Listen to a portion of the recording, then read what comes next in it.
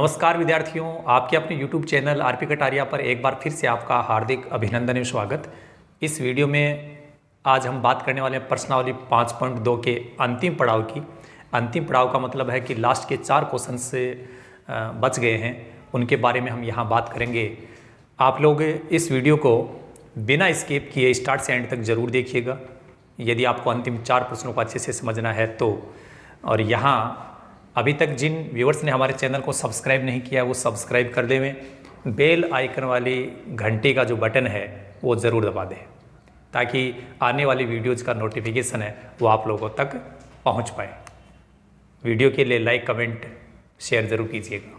चलिए, प्रश्न संख्या 17 AP 3, 8, 13 ...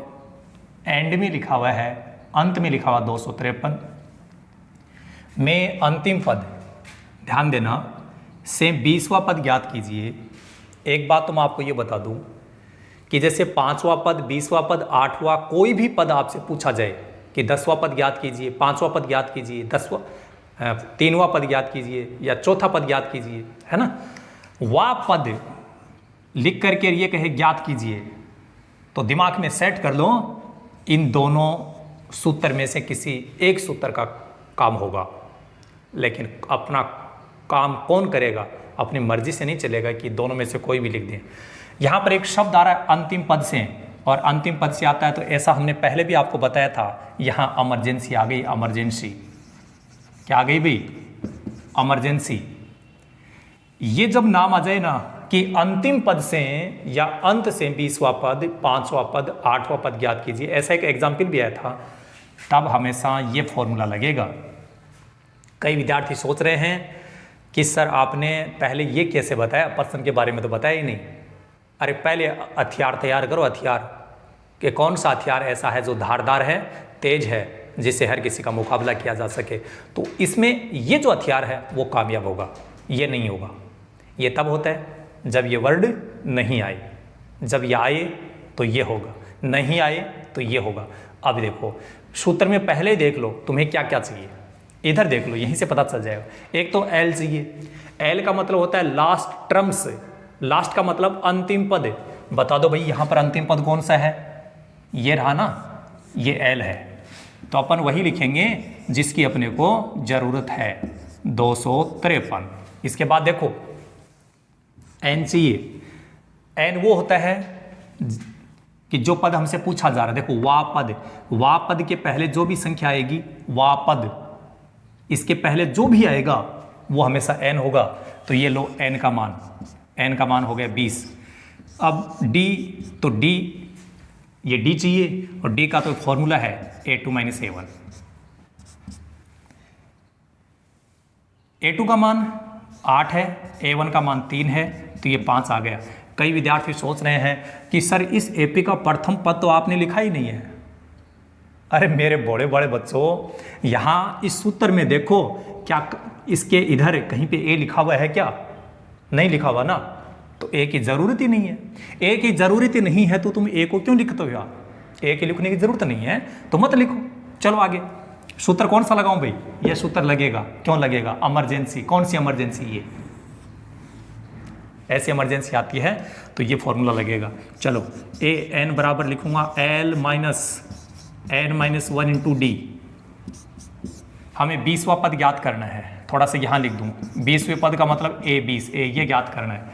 तो बताओ इस n की जगह कितना लिखूंगा तो ऐसा बनेगा, 20 लिखूंगा ना, तो ये 20वां पद l, आराम से देखो यहाँ 253 माइनस n, ये रहा n का मान, माइनस 1, ये 1, गुणा d, ये रहा d का मान।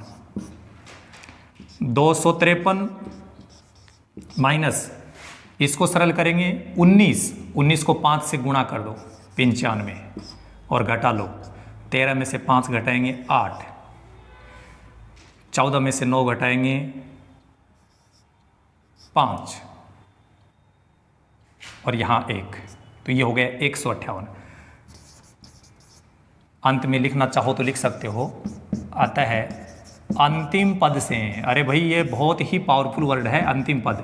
अंतिम पद से 20वां पद अंतिम पद से 20वां पद कौन सा होगा, बता दो फटाफट। ये रहा ना 158 है। तो ये याद रख लेना कि जब अंतिम पद से पूछा जाता है तो वहां पर इमरजेंसी लगेगी, और इमरजेंसी में सूत्र होगा ये कौन सा, जिसमें एल आ रहा है। तो जो जो तुम्हें चाहिए वही लिखना। कई बच्चे क्या करते हैं, फटाफट ए लिखा, डी का मान निकाला और बोले ये ए एन है, अब क्या करें। इसलिए पहले जल्दबाजी मत करो, पहले ये देखो ना कि फॉर्मूला लगेगा कौन सा, तुम्हें क्या चाहिए, जो चाहिए वही लेके आ रहा है, और फिर इस प्रश्न को आप हल करोगे तो ये प्रश्न हल हो जाएगा। ठीक है, ये प्रश्न संख्या 17 कंप्लीट होता है।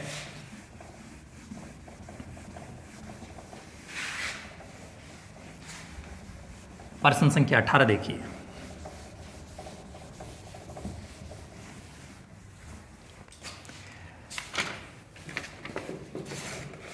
किसी एपी के चौथे एवं 8वें पदों का योग, ध्यान से सुनो, प्रश्न संख्या 18, किसी एपी के चौथे व 8वें पदों का योग कितना बताया, 24 है। आगे कह रहा छठे और 10वें पदों का योग 44 है। छठे और 10वें पदों का योग,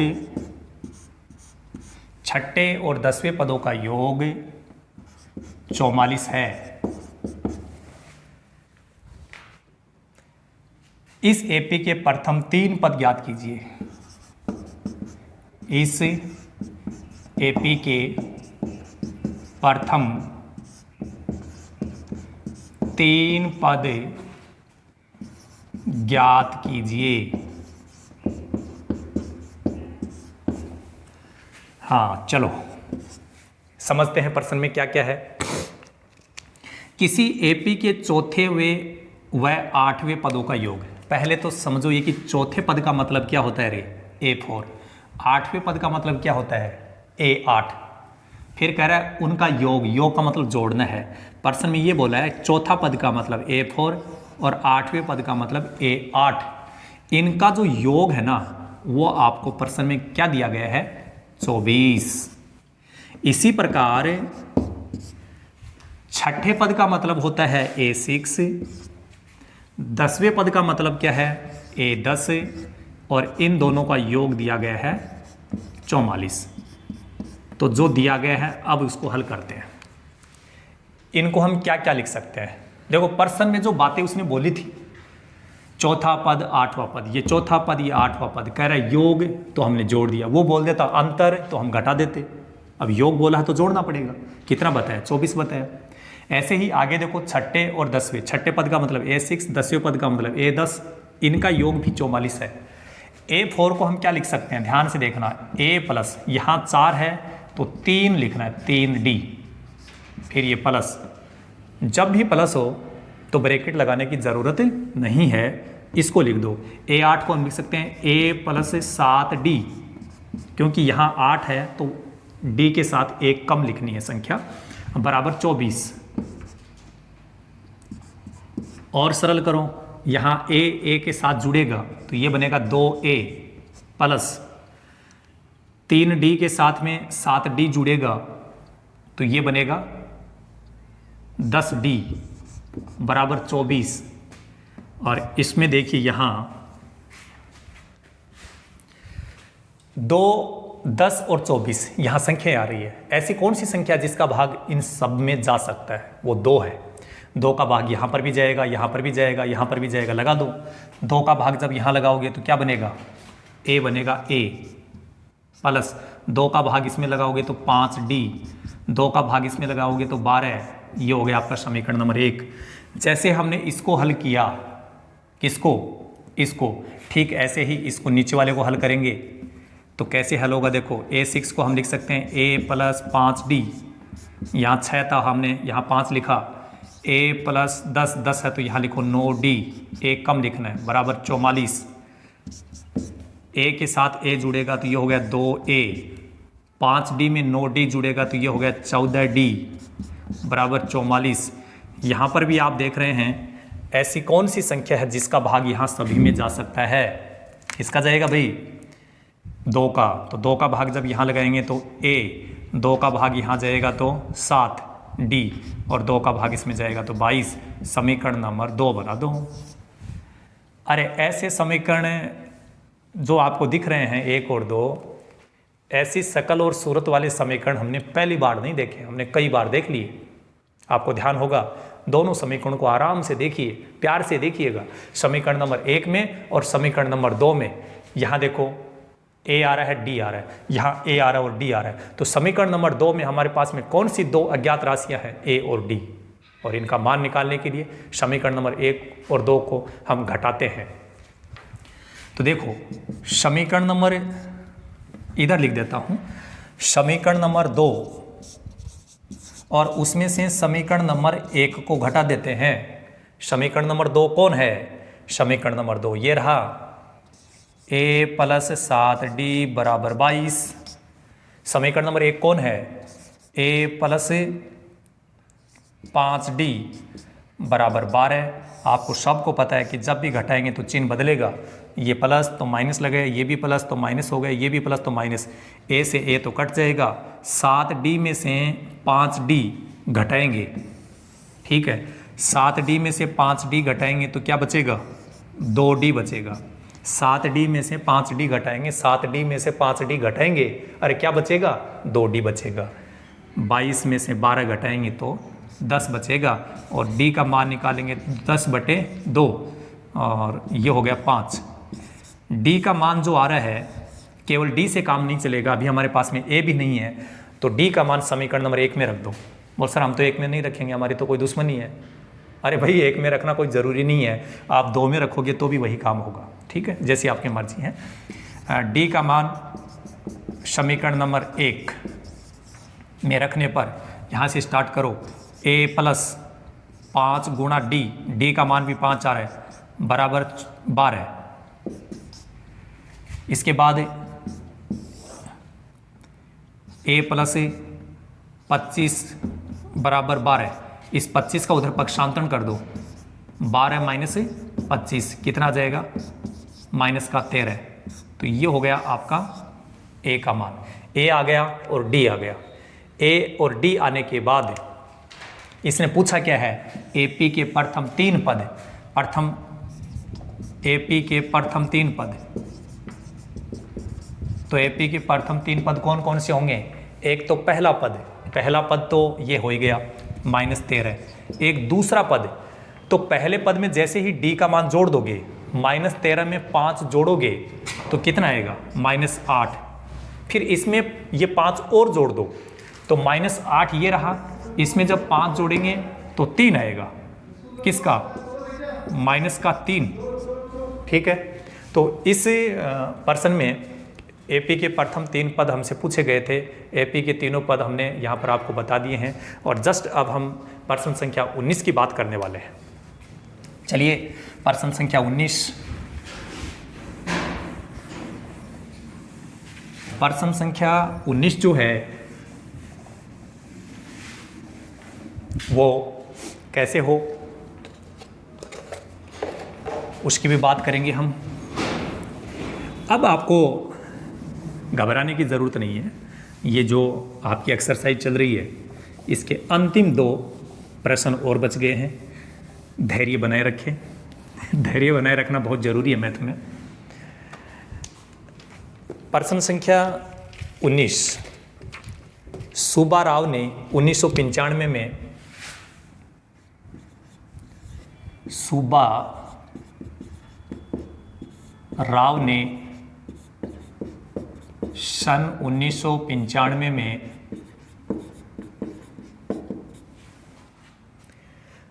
₹5,000 के मासिक वेतन पद पर ₹5,000 के मासिक वेतन पद कार्य प्रारंभ किया, वेतन पद पर कार्य प्रारंभ किया।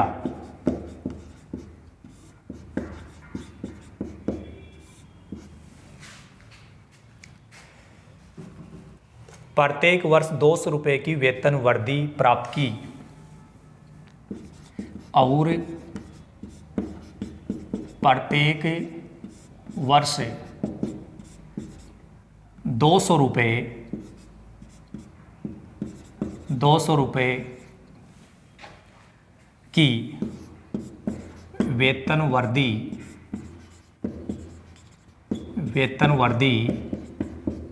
प्राप्त की।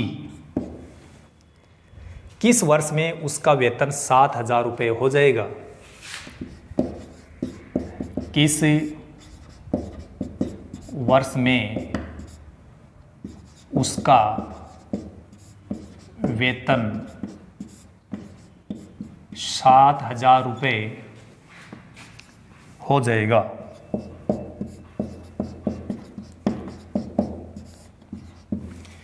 एक बार सुब्बाराव की बातचीत कर लेते हैं कि सुब्बाराव ने क्या किया।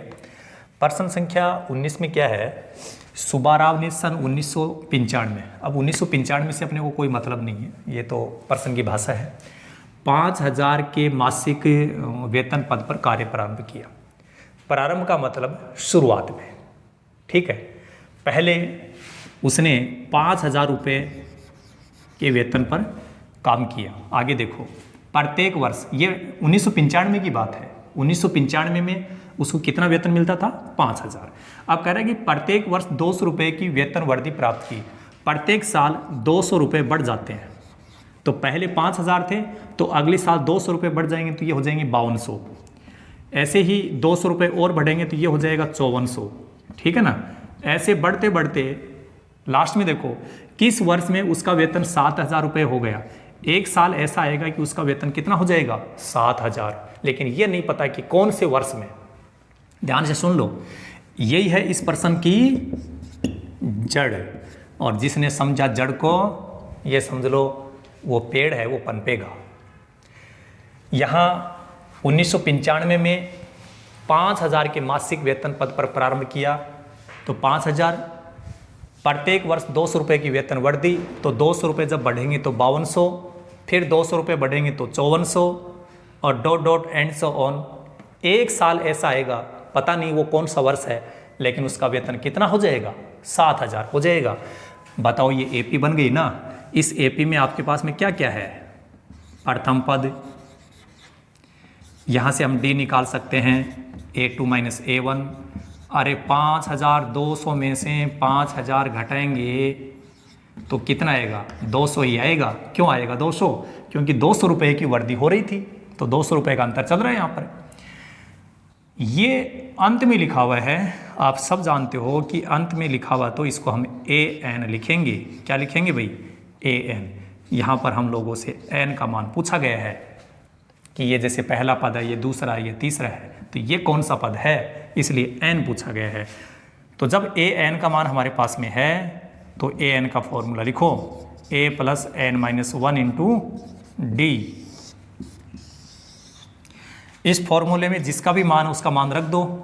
AN का मान ये रहा 7,000, A का मान ये रहा 5,000, N है नहीं, गुणा D का मान 200। तो पहले तो ये 5,000 है, इधर पक्षांतरण होगा 7,000 की तरफ, तो 5,000 इधर घटेगा, N-1 गुणा 200। 7,000 में से 5,000 जब अपन घटाएंगे तो हमारा उत्तर आ जाएगा 2,000। ध्यान से सुनना भाई, ये तो आप आराम से घटा सकते हो। अब यहाँ पर जो गुणा में संख्या वो इसके बटे में आएगी, बराबर, इधर बच गया N-1, ये 2 जीरो कट गए, और 2 का भाग जब 20 में लगाएंगे तो 10 आएगा, इधर बच गया 10, इधर है N-1, ये इधर लेके आ जाओ, -1 इधर आएगा तो प्लस का बनेगा, और अब n का मान आ गया, इन दोनों को जोड़ के बता दो 11। तो ये 11वां पद है। कौन सा पद है? 11वां। और ये है पहला पद। तो ये पहला पद है वो 1995 की बात कर रहा है। ये 1995 में 5000 है। ठीक है, तो 11वें पद का मतलब क्या हुआ कि 11वें पद में ये एक शामिल है, पहले से 11 पदों में ये शामिल है। तो ये तो 1995 में हो गया। तो इसके बाद में कितने पद और बच गए? 10 पद बच गए ना। तो इसमें 10 जोड़ दो। तो बताओ कौन से साल, किस वर्ष में पूछा उसने, किस वर्ष में? तो ये जैसे 95, 96, 97, 98 ऐसे चलेंगे ना अपन। तो टोटल 11 वर्ष है, लेकिन 11 वर्ष में ये तो पहला तो शामिल है इसमें, जिसमें 1995 में है 5000 जो रुपए मिले कि 1995। तो एक साल तो यहाँ शामिल हो गई, आगे 10 साल और बच गए। तो 1995 में 10 जोड़ दो, 2005। तो अंत में लिखेंगे, आता है 2005 में उसका वेतन कितना हो जाएगा? उसका वेतन 7000 रुपये हो जाएगा। ये था भाई सुब्बा राव की कहानी। बड़ी अच्छी कहानी थी, कोई कठिन नहीं है, आसान बात है। और समझते जाएं, समझाते जाएं। किसको? अपने माइंड को। क्योंकि दूसरों को समझाना आसान नहीं है। कब तक? जब तक आप खुद नहीं समझते हो। इसलिए पहले आप समझें, और जब आवश्यकता हो औरों को भी समझाएं। और अब इस एक्सरसाइज का अंतिम प्रश्न, रामकली। कभी सुब्बा राव आता है, कभी रामकली आती है। अब प्रश्न संख्या 20 में बात हो रही है रामकली की, कि रामकली किसी औरत का नाम है। रामकली ने किसी वर्ष के प्रथम सप्ताह में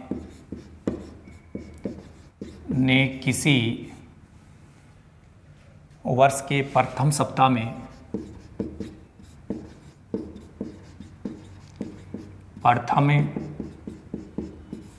सप्ताह में 5 रुपये की बचत की। प्रथम सप्ताह में 5 रुपये की बचत की, और फिर अपनी साप्ताहिक बचत, फिर अपनी साप्ताहिक बचत 1.75 रुपये, ये रुपये का संकेत है, बढ़ाती गई।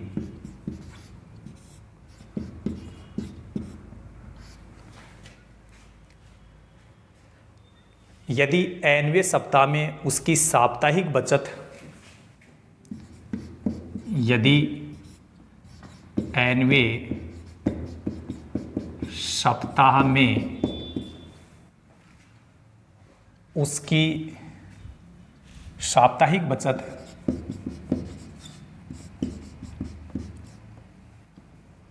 साप्ताहिक बचत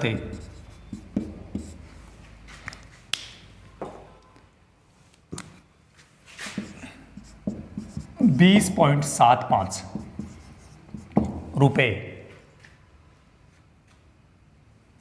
हो जाती है, तो n ज्ञात कीजिए। हो जाती है तो n ज्ञात कीजिए।